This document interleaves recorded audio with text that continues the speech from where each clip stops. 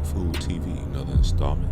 Dawg Food TV is sponsored by Dawg Food Store, premium sportswear brand for Cleveland football fans. Missed a week, I believe, might have even been two, but I had two uncles pass away, both Browns fans, and unfortunately, I had to tend to that, so I wasn't able to, do what I need to do from an installment standpoint with the series, but we back, and it's a good day to be back because you saw that game, 33-31, great win. I thought this was Stefanski's best coach game. I thought this was the best game that I've seen probably ever from the Browns. No question since they came back in '99. I think this is better than the wild card win over the Steelers in Pittsburgh. That was a good one, but this one being down 14 on the road in Baltimore. Phil Simms made a statement. The Browns, that is, have been 0-59-1 when down by 14 or more to an AFC. I think it was AFC North opponent. It might have just been AFC, but I feel like he said AFC North opponent. So definitely a big win. And when you look at the remaining schedule, which we'll get into that in a little bit, excellent win. So sitting at 6-3, they're in a great spot, especially with the Thursday night game coming between the Ravens and the Bengals, and then the opportunity to at least get to second place by beating the Steelers, if not first place, depending on what happened to it happens in the Thursday game. So this ain't gonna be a long video. We're gonna get right into it. So let's take a look. All right, yeah. So it was a tale of two halves, and Deshaun Watson, based on what the stats said, he played a flawless second half. But I actually want to talk about what we talked about in the first couple of videos. This is the type of game you don't win if you don't have a top 5 defense. This is the type of you don't win this game because there's been a couple of games where they've gone down by 14 or more points. I believe they got down by 14 to the Seahawks and were in striking distance to win that game. And if they actually was able to hold on to the pick six they had in the Seahawks game, they probably win that game. So the defense has been steadying the ship during this, obviously the Chubb injury, devastating. It took a minute for Deshaun Watson to get his feet up under him. And I said that once you get him a full season, 16, 17 games, and I believe this would be game, if you count the 6 games last year, and how many games has he played this season? 7, 6. So you're coming up on that full season. You got about 3 or 4 more games to go where you're going to be rounding close to the playoffs. You're going to get into that December football. And now he has a full season under his belt. And I want to play a couple of clips from the Ravens press conference. And you can definitely hear the frustration because the game plan, and this is with no Chubb, the game plan was to keep Watson in the pocket. Let's take a listen to Harbaugh real quick. John, did Watson get you guys studying quite a bit? Because like he went straight up the middle each time you guys were studying. Big part of the emphasis in the plan was to keep him in the pocket, retrace, tackle him, coming back on the middle. When he took off, we call it the front door, that's when he ran. And we didn't want to let him get out of there, and he still did it. So that's something that was disappointing. So you heard him talk about the game plan was to keep Watson in the pocket. And that has always been the question mark with this trade that they made for Deshaun Watson was that dual threat going to be a legitimate dual threat in Cleveland? And the Ravens have the number 2 defense. They're definitely top 3. I still think the Browns, the Ravens might have been statistically number 1, maybe, but this was the top 1 and 2 defense going at it. And Deshaun Watson in the second half gave you everything. He gave you the short passing game, he gave you the intermediate passing game, he gave you the deep balls, and he extended plays with his legs. And they're probably gonna have to beat the Steelers. You can't win this type of game and then lay an egg at home against the Steelers, especially given the fact that the Steelers knocked Chubb out for the season. Especially, given the fact that the Steelers, I think most people would say are winning games in spite of the fact that they probably shouldn't be winning some of these games. So this should be a situation where if Cincinnati does you a favor and beats Baltimore and hands them 2 in a row, which I think they could do, this is a game next Sunday for first place in the AFC North. And you get to control your own destiny. And we've already looked at the schedule. We'll look at that real quick. But, you got a Deshaun Watson rounded in the form. You got a defense that's the best defense in the league. Obviously, you wish you had Chubb, but the running back by committee that you have is pretty much holding it down in his absence. We're about halfway through the season. This is an excellent opportunity because remember what we've been talking about for 7, 8, 9, 10 weeks. It's very unlikely you're going to make a deep playoff run, let alone win the Super Bowl, if you don't have a top 10 run defense, not just defense, not just pass defense, run defense, which this team has a top 10 everything defense as far as run and pass and overall. So let's listen to, believe he's a defensive tackle for the Ravens. Let's take a look at this clip here.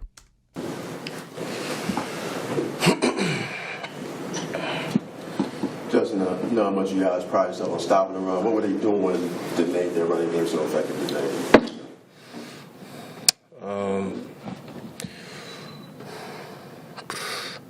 A lot of QB scrambles.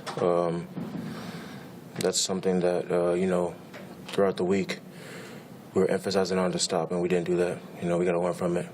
Great job early, slowing down Deshaun Watson. Did you feel like as the game went on, he started to find his rhythm a little bit? That's what it looked like. Yeah, that's what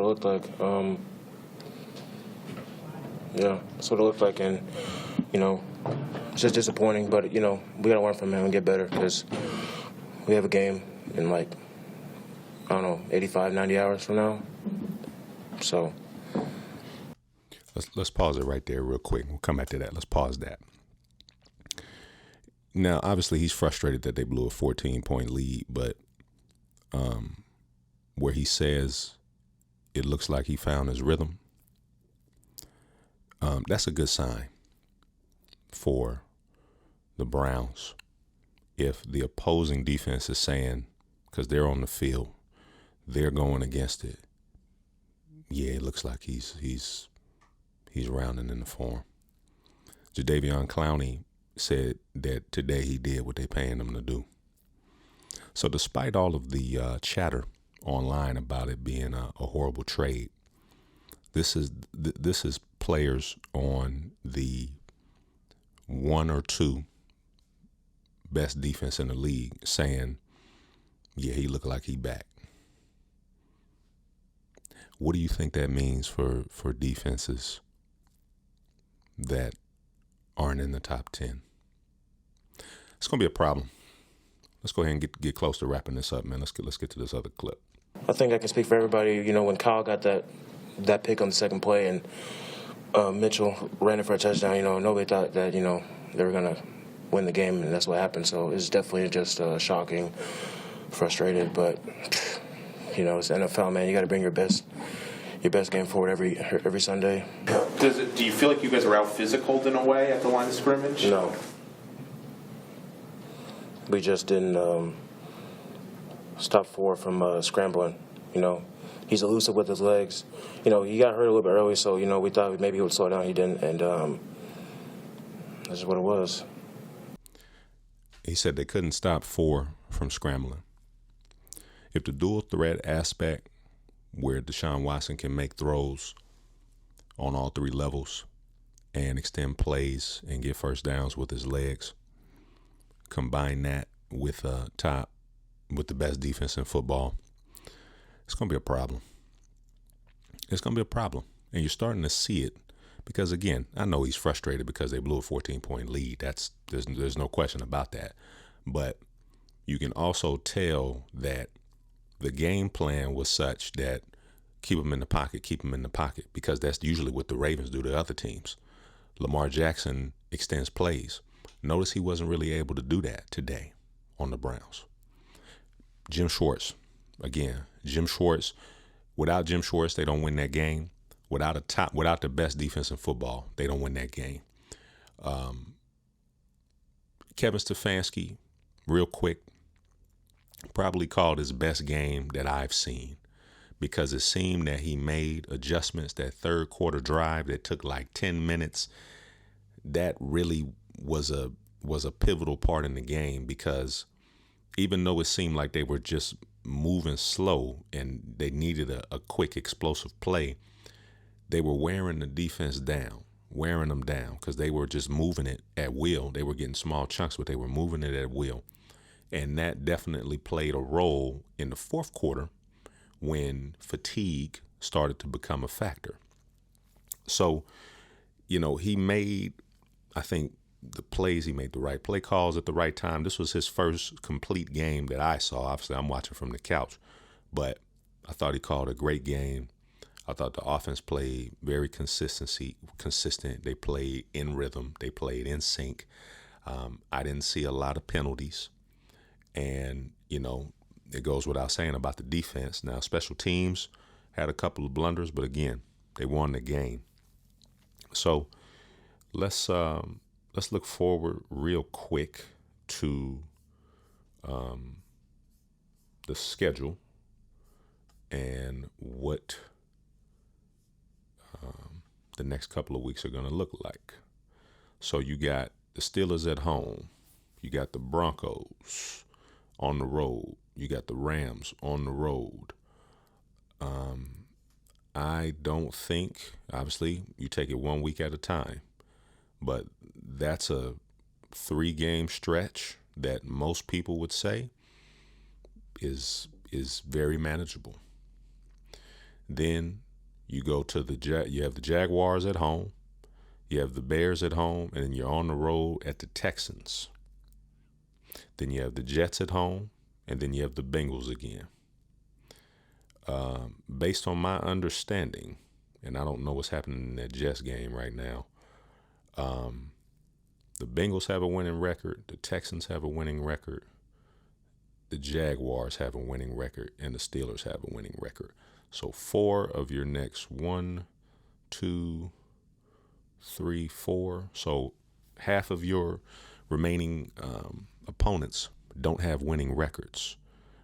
Based on my understanding, again, that's if the Jets lost, and that game is going on right now. So I don't really know what's happening, but 6-3, and we can nitpick about the Steelers game and the Seahawks game and a couple of games that they dropped, but it happens. They're still 6-3 despite the Chubb injury, despite Watson being banged up early, and tale of 2 games. The Ravens walked all over them with a rookie quarterback. Today, the Ravens blew a 14-point lead. It's the type of game right there that really can change the trajectory of 2 franchises. Because imagine if Deshaun Watson played the way Lamar Jackson played in the second half. Again, Lamar Jackson played a decent game up until probably the fourth quarter. But you notice that they weren't doing them, the Ravens weren't, like they've done other teams. The Lions, for example, the Seahawks. The Browns are for real. They for real. And I think it started with Jim Schwartz shoring up the defense, them making the commitment to retooling the defensive line, getting some big bodies in there at defensive tackle. Obviously, Zadarius Smith, that addition has been huge. Everybody on the defense, Juan Thornhill, all of the new pieces have been great to pair with the existing pieces. So, Steelers at home, That should be, that should be prime position to at least get to second place, if not first place. So we'll see how it go, but best win that I've seen, and it's the best win that I've seen. No question about it. So, Dog Food Store, another edition of Dog Food TV, sponsored by Dog Food Store, premium sportswear brand for Cleveland football fans.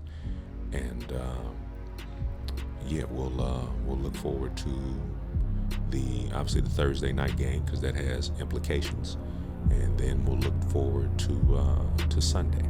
So, thanks for tuning in. And, catch y'all on the